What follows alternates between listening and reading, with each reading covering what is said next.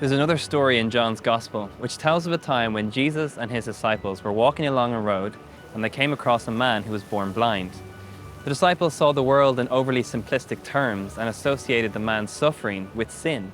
And so they turned to Jesus and they said, "Rabbi, who sinned, this man or his parents, that he should be born blind?" Jesus, as usual, didn't have a simple answer. He said, "You're asking the wrong question. You're looking for someone to blame. There is no cause and effect here. Look instead for what God can do." Christianity isn't primarily focused on explaining away or having an answer for why suffering happens. Instead, Jesus invites us to respond to suffering. A writer called Mike Yaconelli tells a story in one of his books about a time when his daughter was seriously ill and he found himself in a hospital waiting room. Behind one of the doors, he knew that his daughter was fighting for her life and that things did not look good. His natural response was to pray. And as he tried to, he couldn't close his eyes and look away from the other people in the room. His child wasn't the only one sick and suffering, and he wasn't the only parent who was afraid. As he tried to pray, he realized that he couldn't just pray for his child, because faith is not just about making our lives better. Instead, he prayed for every parent in the room, every child behind the doors. Loving God and loving people means not just wanting God to change your situation, but wanting God to transform the world. It's not just about praying for an end to our suffering, but rather praying, hoping, and working for the end of all suffering. Christianity doesn't promise us an escape from suffering. Instead, the Bible talks about how suffering can be a benefit to us, because suffering produces endurance, and endurance produces strength of character, and strength of character produces hope. Later on, it says to consider it joy when we face all kinds of trials and challenges, because it creates the perseverance within us.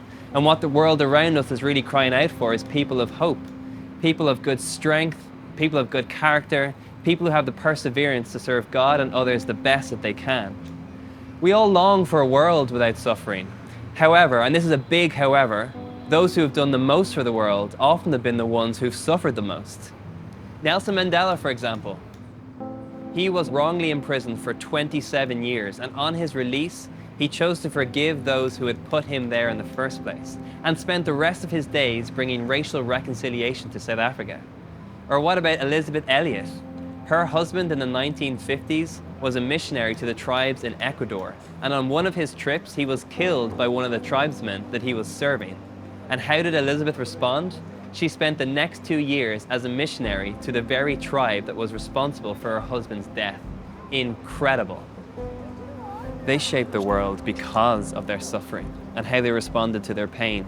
Instead of taking their pain out on others, they, like Jesus, chose to forgive, which brought about healing, freedom, and peace. And what also gives me hope is the eventual end that Christianity talks about. It talks about an end where there'll be no more pain and no more suffering.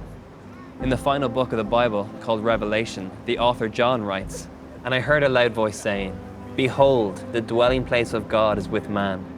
He will wipe away every tear from their eyes, and death shall be no more. Neither shall there be mourning, nor crying, nor pain any more, for the former things have passed away.'" There's a part of me that wishes I had an easier answer to suffering. I've often wondered that if there was no suffering at all, would it be easier for people to believe? I'm also conscious that I may not have offered you the answer that you would have hoped for within this episode. I'm more aware of it because I'm here in New York City at Ground Zero, thinking back to when I was a teen in 2001, watching the news, watching this tragedy unfold as thousands of people lost their lives on that day.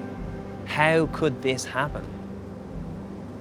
But as a final thought, all I can offer you is where I'm at myself. On the one hand, I trust God is good, but on the other, I still have questions that I wrestle with.